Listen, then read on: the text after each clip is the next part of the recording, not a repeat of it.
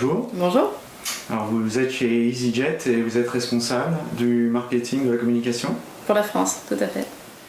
Alors EasyJet, on connaît bien pour avoir apporté la rupture avec le low cost. Il y a combien de temps déjà? 20 ans? On a fêté nos 20 ans l'année dernière. Et l'aventure continue. Au point que finalement les low cost comme vous ont pris une place très différente. Alors c'est quoi la situation de l'aérien aujourd'hui? Aujourd'hui, il faut savoir qu'EasyJet, c'est la première compagnie en termes de réseau en Europe, la deuxième compagnie en France, donc on est un acteur important du paysage, on a une très belle notoriété en France, quasiment 100%. Donc nous sommes un acteur de l'aérien important.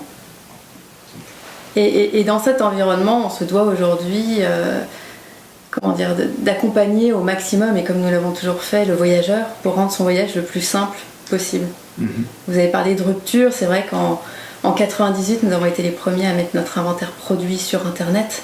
Donc ça a été la première révolution digitale. Et on est un petit peu le pionnier de l'innovation sur ce secteur de l'aérien. Alors on parle essentiellement là du moyen et du court courrier. Exactement. D'accord. Et donc effectivement le digital a joué un rôle fondamental dans cette rupture dès le départ. Dès le départ, voilà. Pour, raccourcir le circuit entre l'utilisateur et la compagnie. Et finalement, le digital vous a permis également de changer l'expérience client. Alors, comment ça a fonctionné chez vous? Alors déjà, le digital nous a permis d'apporter une expérience un petit peu plus personnalisée, un peu plus sur mesure. Je vais vous parler ne serait-ce que de notre application mobile, qui permet vraiment aujourd'hui de préparer son voyage, de prendre son billet en quelques clics. On vient d'ailleurs d'ajouter l'Apple Pay la semaine dernière, c'est vraiment tout récent. Donc en quelques clics, vraiment en moins d'une minute, on peut prendre un billet d'avion. Donc déjà, dans la préparation de son voyage, c'est plus rapide. Après, notre application mobile et le mobile en général, c'est un petit peu le compagnon du voyage. Il va accompagner la personne dans ses déplacements. Donc nous avons testé une interface qui s'appelle le Mobile Host, qui permet vraiment dans l'aéroport d'aiguiller le voyageur pour qu'il puisse plus facilement repérer sa borne d'embarquement avec un système de notification ou ne serait-ce que ses bagages. Donc voilà, ça a été en test et ça marche assez bien pour vraiment rendre plus facile encore une fois ce voyage. Alors si on veut revenir sur l'innovation, il faut souvent parler d'enjeux. Alors quels sont les enjeux du métier aujourd'hui dans l'aérien? Alors les enjeux, c'est de pouvoir répondre aux besoins des voyageurs avant tout. Donc c'est pas, chez EasyJet, on ne veut pas faire de l'innovation pour de l'innovation. C'est vraiment de l'innovation qui a un sens et de l'innovation au service du voyage. Donc pour le consommateur aujourd'hui, ce qui est important encore une fois, c'est que son voyage soit le plus simple possible. C'est vrai que c'est toujours compliqué d'arriver à l'aéroport avant, de ne pas savoir où se trouve sa porte d'embarquement. Donc voilà, il y a un côté peut-être un peu stressant dans le voyage en lui-même que nous souhaitons alléger avec que ce soit cette application mobile ou l'accompagnement qu'on va mettre en place dans la préparation du voyage. Alors faire simple, c'est souvent très compliqué. Alors comment fait-on pour faire simple? Eh bien, c'est juste de pouvoir lui proposer des petits services qui vont lui rendre la vie de son voyage plus facile. Donc encore une fois, une préparation ou une prise d'un billet en quelques clics. On a par exemple ajouté aussi le scan du passeport, c'est tout bête, mais ça permet d'éviter de rentrer l'intégralité des informations du passeport à la main. Donc en 2 secondes, on scanne son passeport et tout est pré-rempli. Donc c'est quand même tout simple, mais ça fait gagner du temps. Derrière, après, avec l'application, si vous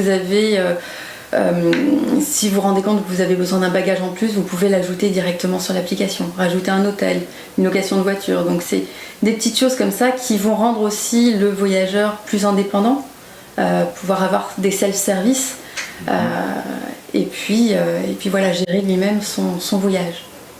Alors, pour concevoir quelque chose de simple, il faut s'assurer que c'est effectivement simple pour l'utilisateur. Alors comment vérifie-t-on avec l'utilisateur qu'on a atteint l'objectif voulu? Nous, on le voit juste au nombre de téléchargements de notre application. Faut savoir que la France en lui-même, c'est déjà le 2e pays en termes de mobile pour EasyJet. On a un nombre de réservations qui a été multiplié par 2 sur le mobile, donc c'est que vraiment on est dans cette tendance d'utilisation du mobile et des applications de plus en plus. Donc on le voit déjà grâce à ces chiffres. On le voit aussi parce que voilà, on a plus de 2 millions de téléchargements en France de l'application mobile. C'est quelque chose qui marche. Et on a été primé donc en 2015 aussi au Mobile World Congress pour avoir l'application la plus performante du marché et la plus rapide. Donc nous avons aussi bien une reconnaissance du secteur qu'une reconnaissance client. Et est-ce que vous avez intégré un mécanisme de mesure de la satisfaction client ou... Oui, tout à fait. Nous avons des mesures en interne qui nous permettent tous les mois de voir un petit peu comment le consommateur ressent les différentes étapes de son parcours. Est-ce qu'il en est content? Qu'est-ce qu'on peut améliorer? Donc on va être dans cette amélioration sans cesse de nos process et surtout de l'expérience client du voyage. Et vous pouvez intégrer ce processus de feedback à l'intérieur de l'application ou comment vous le faites de façon traditionnelle? Alors on a d'autres canaux pour cela. C'est un système d'études quantitatives donc qui nous permet de sélectionner un échantillon pour avoir leur feedback. On utilise aussi le mobile qui nous permet d'envoyer des études push et d'avoir vraiment des retours en quelques clics. Donc aussi bien sur internet que sur mobile, ça nous permet d'avoir un retour assez constructif. Alors, les enjeux d'aujourd'hui, donc c'est faire simple pour apporter le plus de services possible à l'utilisateur, lié éventuellement à d'autres services comme les locations de voitures, etc. Mais comment voyez-vous l'aérien évoluer dans le futur? Est-ce que EasyJet va devenir, et le low cost en général, devenir le mode de transport standard en Europe notamment? Ce qu'il faut savoir, c'est qu'EasyJet a déjà démocratisé le voyage. Avec cette simplification justement du voyage et la simplification du business model. Un seul type d'avion, enfin deux types d'avions uniquement, un seul type de classe à bord, un produit unique qui nous permet aujourd'hui d'avoir une structure de coût qui est réduite et de pouvoir proposer des prix bas à l'année. Donc ça, il y a 20 ans, c'était une révolution. Et ça a permis de démocratiser le voyage. Aujourd'hui, on a de plus en plus de clients fidèles. Il faut savoir que 74% de nos clients sont déjà... on voyage pour la 2e fois avec EasyJet, donc on a ces clients fidèles qui sont là et qu'on a besoin aussi d'accompagner et de fidéliser encore plus dans le futur. Donc on a démocratisé le voyage et ça devient vraiment normal de prendre l'avion comme on prend le métro aujourd'hui pour aller travailler. On a par exemple 24% de nos clients qui sont des businessmen, qui sont vraiment très attentifs sur les fréquences de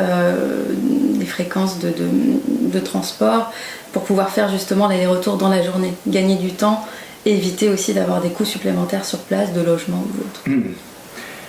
Alors la question à 300 000 livres,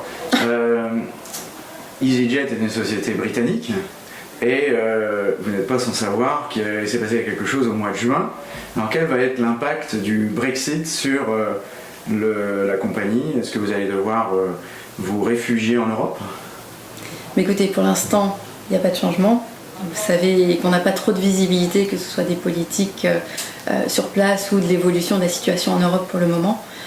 Donc nous, notre rôle est de par notre présence dans l'association Airline for Europe, notre rôle, ça va être de faire en sorte de rester dans l'espace unique européen aérien pour pouvoir justement réaliser des négociations.